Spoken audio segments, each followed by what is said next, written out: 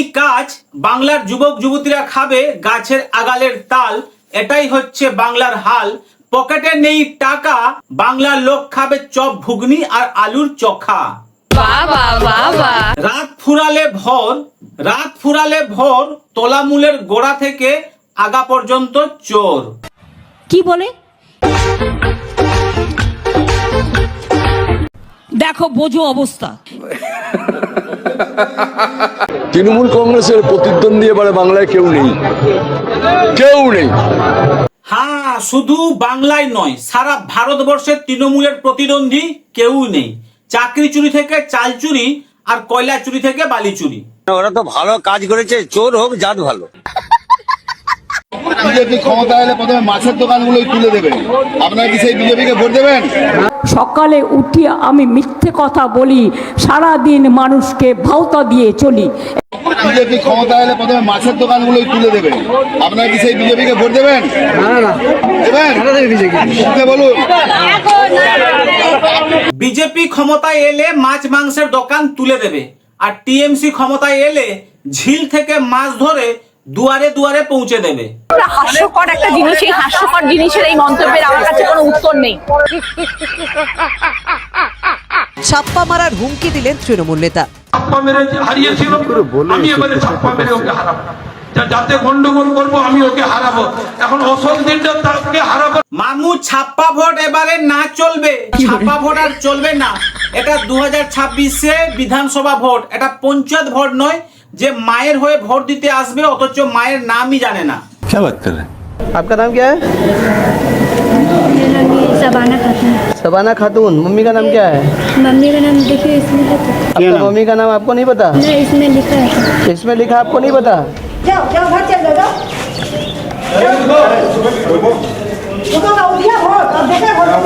2016 সালে একজন মহারানী দুবার ভোট দিতে এসেছিল। প্রথমে যে ভোটটা দিয়েছিল সেটা যে ফলস ভোট, তারপরে তার নিজের ভোটটা দিতে এসেছিল। বলেন কি? আমি এই নিয়ে দুবার এসেছি, মানে ফার্স্ট একটা যেটা করেছি ভুল করেছি, এটা এখন আমার জেনুইন ভোট। আমি তৃণমূলের এই নিয়ে দুবার। আমাদের পাশের বাড়িতে থাকে উনি, মানে আসেননি। পাশের বাড়ি ভোটার বাংলা মদ খেয়ে মনে হয় শুয়েছিল, তাই ইনি এসছেন উনার হয়ে ভোট দিতে। জয় বাংলা, জয় বাংলা।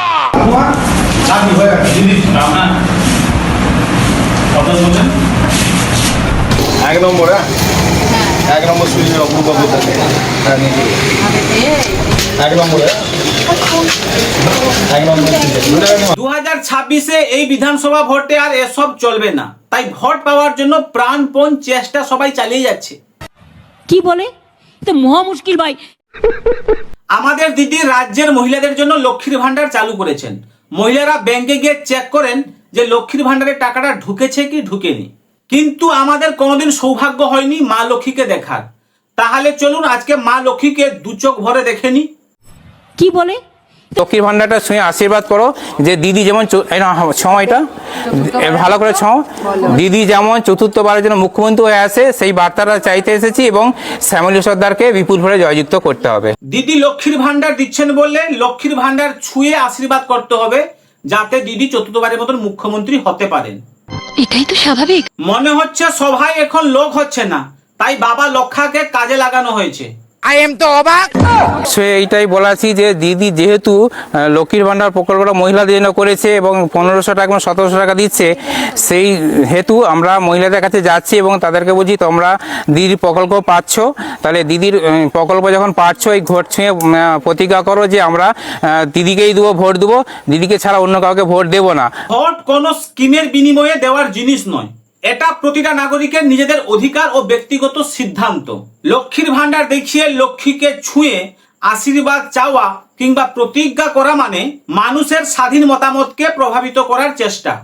অন্যায়, অন্যায়, পাপ, পাপ, পাপ। সেই জন্যই আমরা ভাঁট ছুঁয়ে প্রতিজ্ঞা করছি আমরা দিদিকেই ভোট দেবো। আপনার নাম? আমার নাম লক্ষ্মীকান্ত কর্মকার। ইনার নাম হচ্ছে লক্ষ্মীকান্ত, তাই উনি লক্ষ্মী নিয়ে ঘুরে বেড়াচ্ছেন। আর যদি রূপকান্ত হতো তাহলে রূপশ্রী নিয়ে ঘুরে বেড়াতেন। লক্ষ্মীর ভাণ্ডার প্রকল্পটা চালু হওয়ার পর থেকে আমি এই যে বেসে প্রতিটা গ্রামের বাড়িতে বাড়িতে গেছি এবং পৌরসভার প্রতিটি ওয়ার্ডের বাড়িতে বাড়িতে গেছি, মানে বিপুল সংকল ছাড়া যে এই লক্ষ্মীর ভাণ্ডার ছুঁয়ে আশীর্বাদ করছে। এবং অনেকে যেমন দেখা যায় প্রচারে গেলে পারে কেউ লক্ষ্মীর ভাণ্ডারে কেউ টাকা দিয়ে আশীর্বাদ করছে যে আমরা যে লক্ষ্মীর ভাণ্ডারে টাকা পাচ্ছি, এই লক্ষ্মীর ভাণ্ডারে টাকা ঢুকে তারা চাইছে আশীর্বাদ করে দিদির হাত আরো বেশি শক্তিশালী। ও আচ্ছা আচ্ছা, উনি এই লক্ষ্মী ভান্ডারটা নিয়ে বাড়িতে বাড়িতে যান আর মানুষ টাকা পয়সা দিয়ে উনাকে আশীর্বাদ করে। বলছি বাবা লক্ষ্মীকান্ত, এটাকে আশীর্বাদ বলে না, এটাকে বলা হয় ভিক্ষা করার নতুন একটা টেকনিক।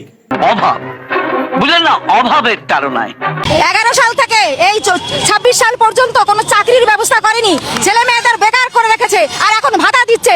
আগে সরকার তাও একটু এসএসসি চালু করেছিল, আর এই সরকারের আমলে লাস্টে লোক দেখানো এসএসসি চালু করেছে, সব তৃণমূলের লোকদের চাকরি দিয়েছে। কোনো আমার বয়সটাই চলে গেছে, এসএসসি তে বসতে পারিনি। তাই এই সরকারকে আমরা চাই না, মোদি সরকারকে চাই।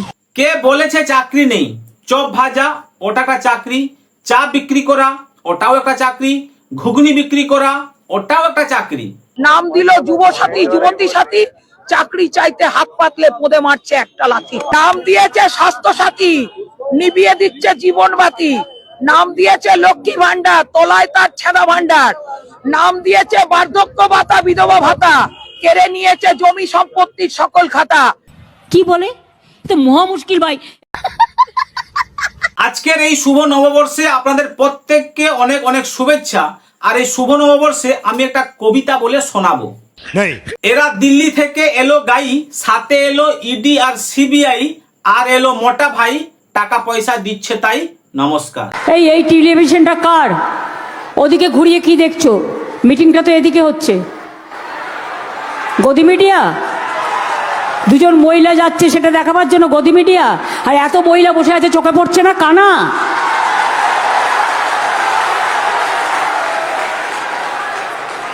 কারা এরা? এরা দিল্লি থেকে এলো গাই, সাথে এলো ইডি সিবিআই, আর এলো মোটা ভাই, টাকা পয়সা দিচ্ছে তাই। আরে কত পরিযায়ী শ্রমিক আসবে যাবে, ওসব পরিযায়ী পাখি কত আসবে যাবে ভোটের সময়, ভোট পুরোলে কারো কথা মনে থাকে? পশ্চিমবাংলার অনেক ছেলে মেয়ে আজকে ভিন্ন রাজ্যতে গিয়ে কাজ করছে, তাহলে তারাও পরিযায়ী? তাহলে তাদের জন্য এই সরকার কি করলো 15 বছর ধরে? দেখুন দাদা, আমরা এত দূর থেকে আসছি হায়দ্রাবাদ থেকে, ঠিক আছে, 2500 টাকার টিকিট আমরা 3500 টাকা দিয়ে কেটে আসছি। আচ্ছা, তো আমরা ভোটটা সঠিক জায়গায় দেবো। জয় শ্রীরাম। পোষায় আর না, যতই দাও ততই চাই।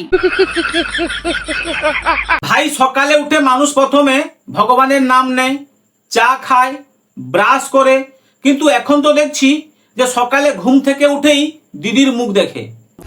মানে দিদি নাকি ভগবান। ঘুম থেকে উঠেই মমতা ব্যানার্জির মুখটাই আগে দেখি, কেন দিদি আমাদের চিন্তা করে, মমতা ব্যানার্জি আমাদের ভগবান।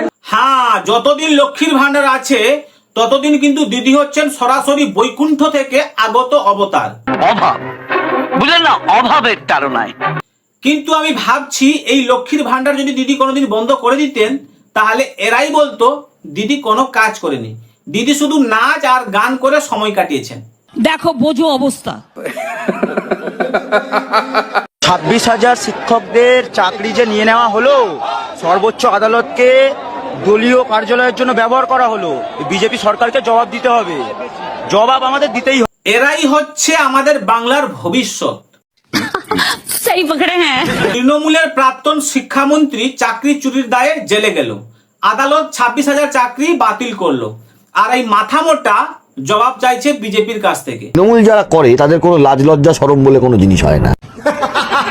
যে আমার মনে হয় ভোট চাওয়ার ব্যাপার নেই, কারণ এমনিতেই আমাদের জিত তো হবেই, সেটাতে তো আমার কোনো কনফিউশন নেই, কোনো দ্বিমত নেই। দ্বিমত না থাকলেই হলো, দেখা যাক বাংলার মানুষ কি চাইছে, কাকে বেছে নিচ্ছে। তুমি শক্তি, তুমি আগুন, তুমি লড়াইয়ের মুখ, বাংলা আছে তোমার সঙ্গে, ভেঙে দাও কালো মুখ। মাঠে নেমে লড়াই যখন করছো তুমি মা, মিথ্যা তুমি ঘুচিয়ে দেবে, বিচার পাবে অভয়া। তুমি সত্য, তুমি যোদ্ধা, তুমি মা দুর্গা। অসুর যত দমন হবে তোমার হাতে মা। রত্না মায়ের চোখের জলের জবাব দেবে জনগণ, অভয়ার প্রতি অবিচারে বদলা নেবে জনগণ। তুমি সত্য, তুমি ক্রান্তি, তুমি সাহসের মুখ, তাই বাংলা লড়বে তোমার সঙ্গে, ভেঙে দাও কালো মুখ। দিনটা শুধু মনে পড়ে, মেটে গেল হাসপাতালে, কত মানুষের সেবা করে ফিরল না সে ঘরে। অনেক সত্য জেনে যাওয়ায়, দুর্নীতির প্রতিবাদ করায়, নরখাদকরা চিরে খেলো, বাঁচতে দিল না তারে।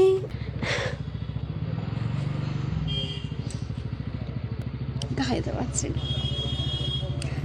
টাকার জোরে পালিয়ে যায় সত্যকে যারা লুকিয়ে বেড়ায়, আসল দোষী বাইরে ঘরে, শিখণ্ডীকে জেলে পড়ে। কোনটা সাদা কোনটা কালো জনগণ সব জানে ভালো, কোনটা মুখ আর কোনটা মুখোশ পানি হাঁটি জানে ভালো। তাই বাংলা আছে তোমার সঙ্গে, ভেঙে দাও কালো মুখ।